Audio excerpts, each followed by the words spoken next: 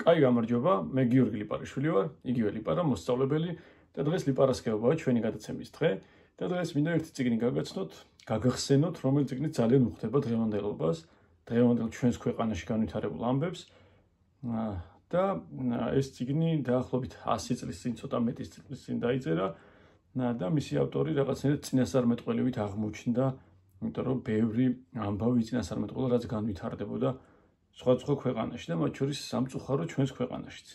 მოკლედ დღევანდელი წიგნის თემა პროცესი. ფრანც კაფკას ერთ-ერთი გახმაურებული, როგორც ამბობენ ხოლმე, ხმაურიან წიგნებზე, წიგნი, რომელიც დაიწერა და რომელიც არ იყო დასრულებული, როგორც თვითონ ამბობდა. თუმცა დასრულება ამ წიგნს ნამდვილად არ აკლია, პირიქით ალბათ დაუსრულებლობა იმას შეიძლება ჩავთვალოთ, რომ ბევრ ფიქრს გვიტოვებს კიდევ ეს წიგნი. ფიქრს და ამბავს და პარალელს კიდევ დღევანდელობასთან, როგორც თქვით, უსამართლო-სასამართლოსთან, რაც ხდება ჩვენს ქვეყანაში და მე მოკლედ გაგაცნოთ ამ წიგნის ამბებს, მოკლედ იწყება მარტივად, თითქოს მარტივად, რომ საერთაშორისო დილას ადამიანს დააკავებენ თან ისე, რომ სამსახურში უშვებენ. თან ვერც იგებს რის გამო იჭერენ, როგორც ახლა ხდება, ხო? და მოკლედ მთელი თავგადასავლები ვითარდება. შეგიძლიათ რომ წიგნის კითხვისას სიამოვნება მიიღოთ იმ ამბებით, რა ამბებითაც აქ თქვენ იპოვით, იმ ამბებსაც აქ იპოვით და სიამოვნებასთან ერთად ფიქრიც განვივითაროთ და გავთავისუფლდეთ ზედმეტი კითხვებისგანაც, ან კითხვებზე პირიქით პასუხები აღმოვაჩინოთ.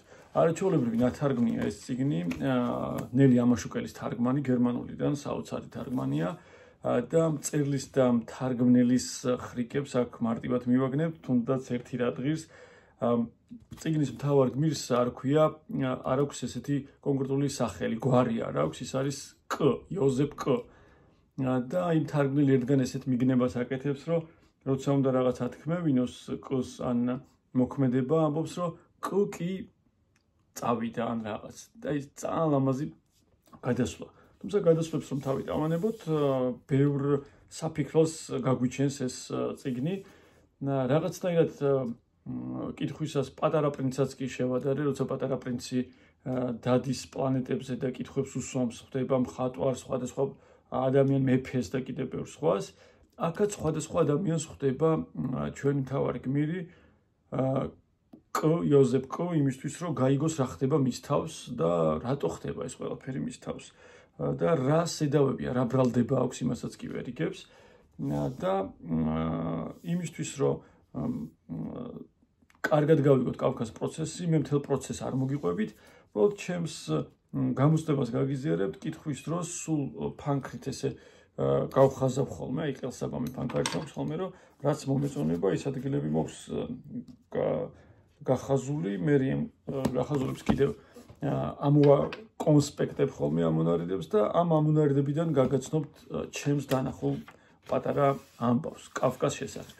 კაფკა თან ზუსტად ივნისში დაიბადა და ეს დღევანდელი პარასკევებაც მინდა მიუძღვნა ზუსტად ფრანც კაფკას, ჩეხ ებრაელ მწერალს და იმ ყველა უსამართლო პატიმარს, რომელიც დღეს საქართველოში ყავს და უსურო მათ თავისუფლება და ჩვენს ქვეყანასაც უსურო თავისუფლება. მოკლედ ამონარიდები კი ასეთია. ფრანც კაფკა პროცესი.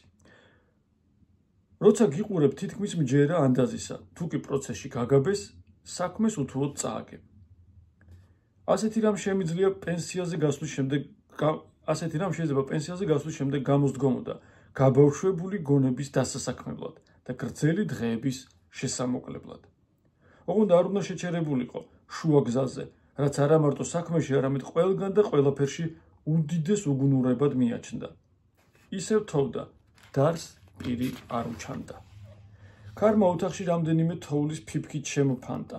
სწორედ ახლა შეეპარა აქამდე გამოუცდელი ეჭვის საკუთარი გონების სიფხიზლეში. თქვენ ამბობთ, ძნელიაო? შეუბრუნა მხატვარმა კითხვა და ცალი ხელი ცისკენ აღმართა. აქ ტილოზე ძნელი კი არა, შეუძლებელია. მე რომ აქ ტილოზე ყველა მოსამართლე დავხატო, ერთმანეთის გვერდით და თქვენ ამ ტილოს წინაშე თავი დაიცვათ, შეიძლება მეტ წარმატებას მიაღწიოთ, ვიდრე ნამდვილ სასამართლოში. ვარ გეცნობათ. უპირატესობასა და ნაკლს შორის მხოლოდ ბეწვის ოდენა განსხვავებაა. საჭიროა ყველაფერი კარგად აწონდაწონოთ, მაგრამ ბევრი დროის დაკარგვაც არ ივარგებს. თავს თავისუფლად გრძნობდა, უცხოეთში მოხვედრილი კაცივით. მინდა გაგახსენოთ ერთი ძველი სამართლებრივი შეგონება. ეჭვმიტანელისთვის მოძრაობა სიმშვიდეზე უკეთესია, რადგან როცა მშვიდად ხარ, შეიძლება ვერ გრძნობდე, რომ სასწორზე აღმოჩნდი და სადაცაა მთელ შენს ცხოვრებასაც აწონიან. და ბოლო ჩანაწერი ჩემი ესე მთავრდება, ბოლოს გაბავშვდა.